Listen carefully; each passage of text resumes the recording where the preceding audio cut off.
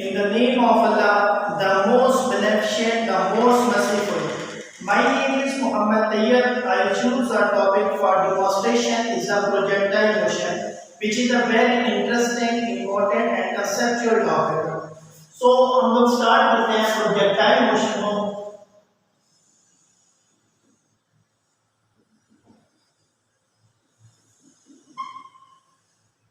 Projectile motion हमारे पास एक to dimensional motion है. तो टू डायमेंशनल मोशन को अंडरस्टैंड करने से पहले हमें वन डायमेंशनल मोशन का पता होना लाजमी है.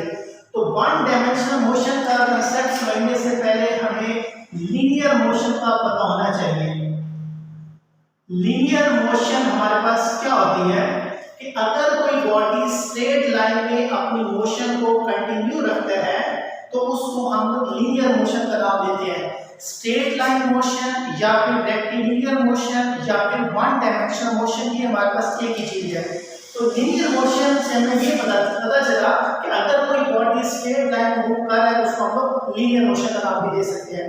अब वो स्ट्रेट लाइन का मतलब क्या है कि बॉडी हमारे पास हॉरिजॉन्टल जो स्ट्रेट लाइन में मूव कर सकते हैं, वो बॉडी हमारे पास वर्टिकल में भी स्ट्रेट लाइन में मूव कर सकते हैं. अब हम लोग इस कंसेप्ट को अगर अच्छी तरह से अंडरस्टैंड करेंगे तो हम लोग प्रोजेक्टाइल मोशन के कंसेप्ट को भी अंडरस्टैंड कर सकते हैं. अब यहाँ पर देखें कि हम एग्जांपल कंसीडर करते हैं कि सपोज दैट अगर हम लोग एयर रेजिस्टेंस को इग्नोर कर देते हैं और एक बॉल को हम लोग हॉरिजॉन्टल जमीन की सरफेस के ऊपर उसको फेंकते हैं तो वो ball equal inter of time के अंदर इक्वल डिस्टेंस कवर करेगा, क्योंकि हमने एयर रेजिस्टेंस को वहां पर क्या कर दिया, इग्नोर कर दिया. तो वो हमारे पास से जब इक्वल इंटर ऑफ टाइम के अंदर इक्वल डिस्टेंस बॉल कवर करेगी तो हम लोग कहेंगे कि वो बॉल कांस्टेंट वेलोसिटी के साथ मूव करके जा रही है. और अगर वो कांस्टेंट वेलोसिटी के साथ मूव करके जा रही है तो हम लोग उसको कह सकते हैं कि उसके अंदर जो एक्सेलरेशन है वो हमारे पास क्या है, जीरो प्रोड्यूस हो रहा है. तो पहला हमने यहाँ पर लीनियर मोशन में जो कंसेप्ट सीखा है कि अगर हमारे पास यहाँ पर मैं इसको ड्रॉ कर देता हूँ कि सपोज दैट हमारे पास एक बॉल है, जैसे कि हमारे पास एक बॉल है, इसको हमने हॉरिजॉन्टल सरफेस के ऊपर फेंका है और ये बॉल हमारे पास इक्वल इंटर ऑफ टाइम के अंदर इक्वल डिस्टेंस कवर करके जा रही है. तो हम लोग इसको कहेंगे कि ये कांस्टेंट वेलोसिटी के साथ मूव करके जा रही है. और अगर ये कांस्टेंट वेलोसिटी से मूव करके जा रही है तो इसका मतलब ये होगा कि इसके अंदर एक्सेलरेशन प्रोड्यूस नहीं होगा. तो हम लोग कह सकते हैं कि हॉरिजॉन्टल डायरेक्शन में यहाँ पर एक्सेलरेशन क्या होगा, जीरो होगा. अब ये हमारे पास एक लीनियर मोशन है along the horizontal along the x axis. इसी तरह अब यहाँ पर एक्सेलरेशन प्रोड्यूस नहीं हो रहा क्योंकि हमने एयर रेजिस्टेंस को यहाँ पर इग्नोर कर दिया, लेकिन ये बॉल इनर्शिया की वजह से अपनी मोशन को क्या रखेगी, कंटिन्यू रखेगी. तो हॉरिजॉन्टल डायरेक्शन में एक्सेलरेशन प्रोड्यूस नहीं होगा. अब ये लीनियर मोशन. अगर हम लोग इसी बात को वर्टिकल में डिस्कस करें कि एक बॉल है जिसको मैंने वर्टिकली यानी कि अलोंग वाई एक्सिस उसको मैंने फेंका तो वो ball equal inter of time के अंदर इक्वल डिस्टेंस कवर नहीं करेगी. क्यों? क्योंकि वहां पर ग्रेविटी एक्ट कर रही होगी, जमीन की कशिश एक्ट कर रही होगी, तो वो बॉल शुरू में डिस्टेंस ज्यादा कवर करेगी. तो ऐसा वो जो है ना बॉल मैक्सिमम हाइट पर जाकर क्या हो जाएगी, रुक जाएगी. तो हम लोग कहेंगे कि वो बॉल ने इक्वल इंटर ऑफ टाइम के अंदर इक्वल डिस्टेंस कवर नहीं किया. इसका मतलब ये होगा कि उसके अंदर कोई ना कोई एक्सेलरेशन प्रोड्यूस होगा और यहाँ पर ग्रेविटी की वजह से एक्सेलरेशन प्रोड्यूस होगा वो हमारे पास क्या होगा, जी होगा. तो इसी बात को हम लोग यहाँ पर डिस्कस कर लेते हैं कि हमने एक बॉल है उसको हमने वर्टिकल डायरेक्शन में अपवर्ड फेंका है, ऊपर की तरफ उसको हमने फेंका है.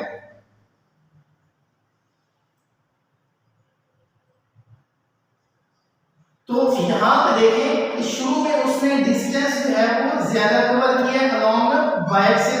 तो ऐसा उसका डिस्टेंस हमारे पास क्या होता जा रहा है, कम होता जा रहा है और हत्ता कि वो मैक्सिमम हाइट पे जाकर बॉल क्या कर जाएगी, स्टॉप कर जाएगी. तो अलोंग वाई एक्सिस हमारे पास डिस्टेंस जो है वो इक्वल इंटर ऑफ टाइम के अंदर इक्वल डिस्टेंस कवर नहीं हो रहा. तो यहाँ पर एक्सेलरेशन जो प्रोड्यूस होगा अलोंग वाई एक्सिस वो हमारे पास क्या होगा, माइनस जी होगा. अब यहाँ पे देखें मैंने बात स्टार्ट की लीनियर मोशन से. यहाँ पे देखें तो ये भी हमारे पास क्या है, लीनियर मोशन है अलोंग एक्स एक्सिस है. ये भी हमारे पास क्या है, लीनियर मोशन है अलोंग वाई एक्सिस है, वन डायमेंशन मोशन है.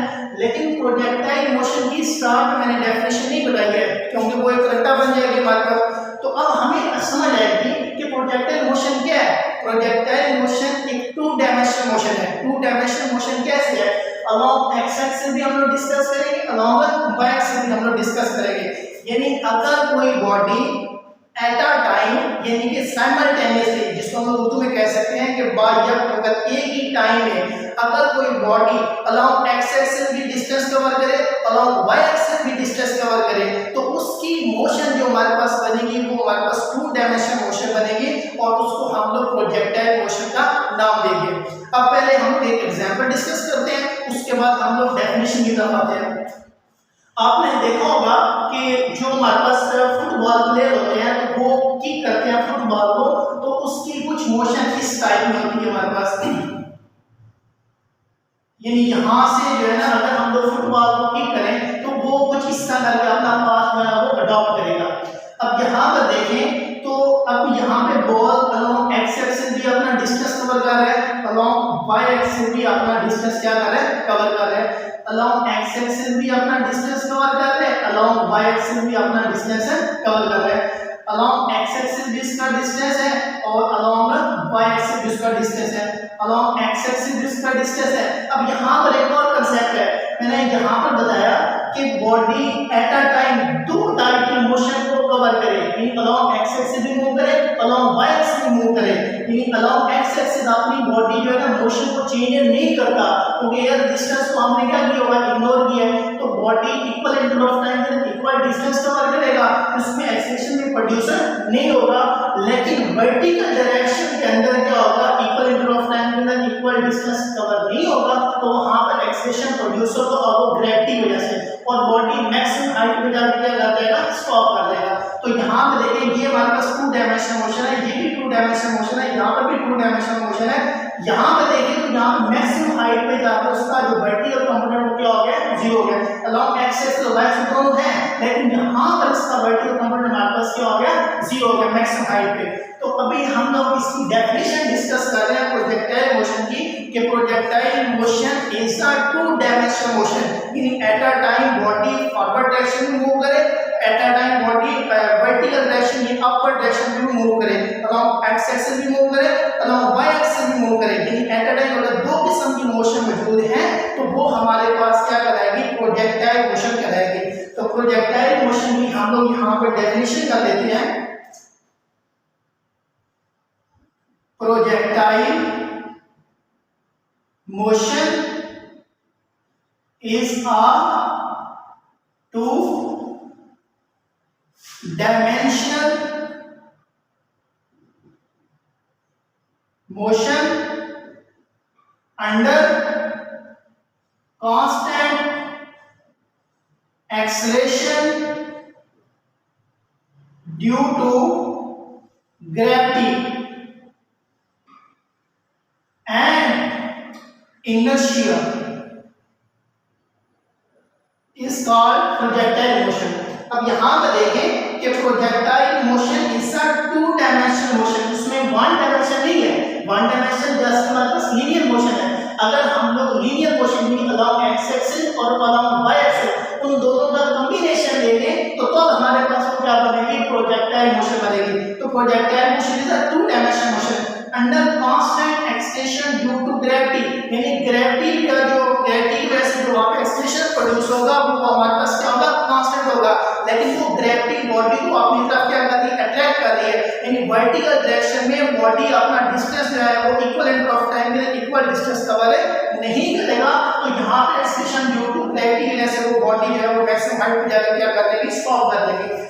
लेकिन इनर्शिया की वजह से जो उसका हॉरिजॉन्टल डिस्टेंस है उसके अंदर किसी किस्म की कोई चेंजिंग नहीं आएगी और बॉडी हॉरिजॉन्टल डायरेक्शन में अपनी मोशन को क्या रखेगा, कंटिन्यू रखेगा। तो ये हमारे पास क्या है, प्रोजेक्टाइल मोशन। अब हमारे सिलेबस के अंदर प्रोजेक्टाइल मोशन दो टाइप के, दो केसेस के जो है ना वो डिस्कस किए गए। एक केस को मैं यहाँ पर डिस्कस कर देता हूँ, उसके बाद दूसरा केस जो है ना वो फिलहाल डिस्कस नहीं कर रहा क्योंकि वीडियो को स्टार्ट करने के लिए। तो पहला जो हमारे पास केस है, motion of body from certain height on horizontal direction.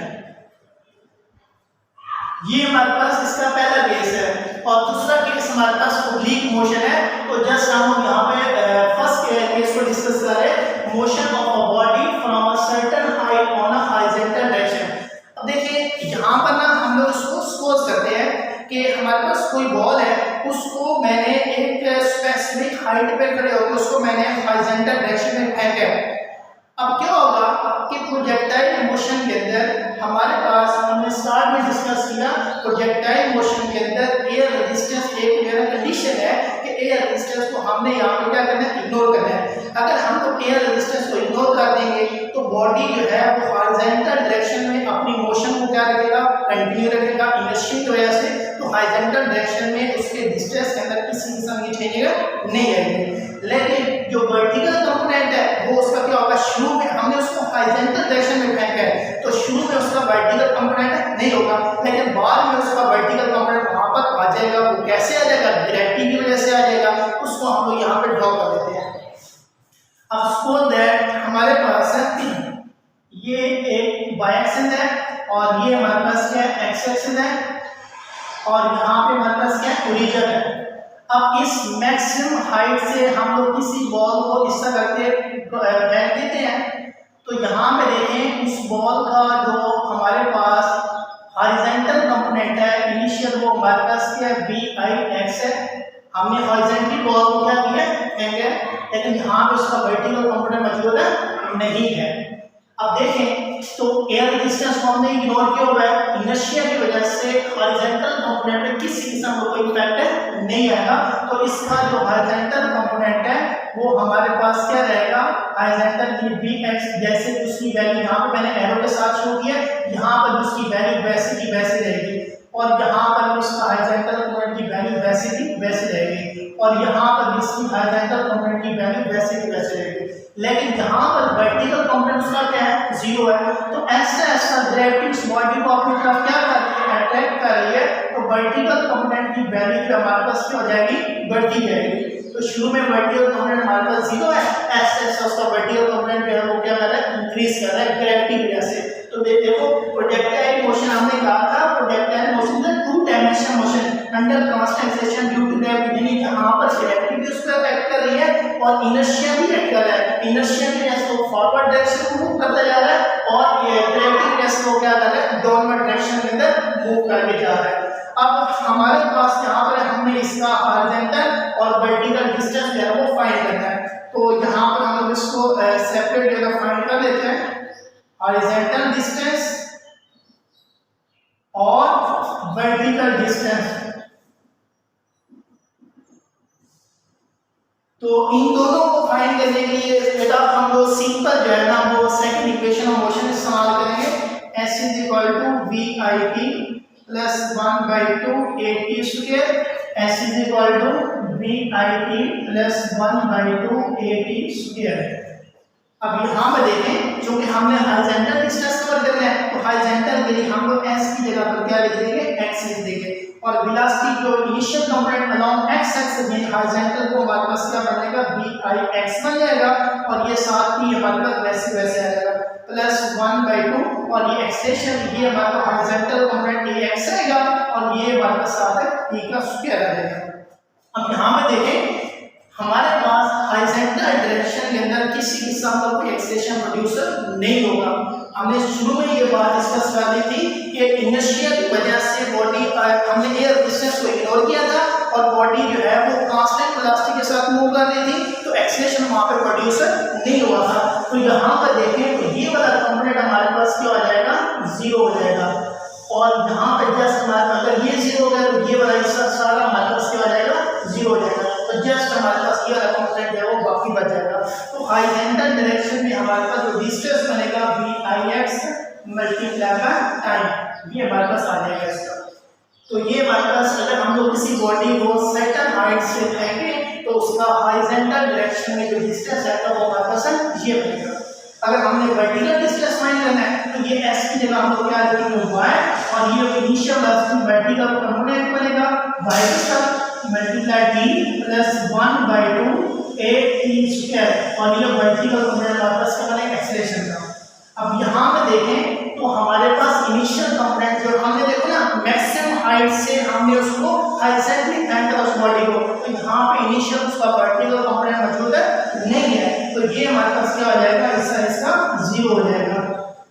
और यहाँ पे 0 पुट करेंगे तो ये सारी पहली बात तो 0 हो जाएगी प्लस 1/2 ये हमारे पास जो एक्सप्रेशन y है अगर y एक्सिस देखो तो हमारे पास ग्रेविटी की वजह से जो एक्सप्रेशन बोलते हो ना इक्वल इंटर ऑफ टाइम में इक्वल डिस्टेंस कवर नहीं हो रहा। शुरू में हमारे पास वर्टिकल डिस्टेंस था ही नहीं, तो बाद में हमारे पास वर्टिकल डिस्टेंस जो है वो कवर होना शुरू हो गया, तो मतलब वो इक्वल इंटर ऑफ टाइम में इक्वल डिस्टेंस कवर है नहीं हुआ, तो इसका मतलब है कि उसमें वेलोसिटी चेंज हुई है और वेलोसिटी चेंज का मतलब वहां पे एक्सप्रेशन प्रोड्यूस हुआ और ग्रेविटी की वजह से जो यहां पे एक्सप्रेशन प्रोड्यूस होती है हम लोग क्या लिखेंगे g और ये 60t², तो ये हमारे पास क्या बनेगा 1/2 gt² और ये हमारे पास बन जाएगा वर्टिकल डिस्टेंस। तो यहाँ पे देखें अगर हम लोग किसी भी बॉडी को मैक्सिमम हाइट से एक्सप्रेस एंगल के साथ फेंकते हैं तो वो जो हॉरिजॉन्टल डिस्टेंस कवर करता है उसकी वैल्यू हमारे पास ये आएगी और जो वो वर्टिकल डिस्टेंस कवर करेगा तो हमारे पास हाफ g² के इक्वल आएगा।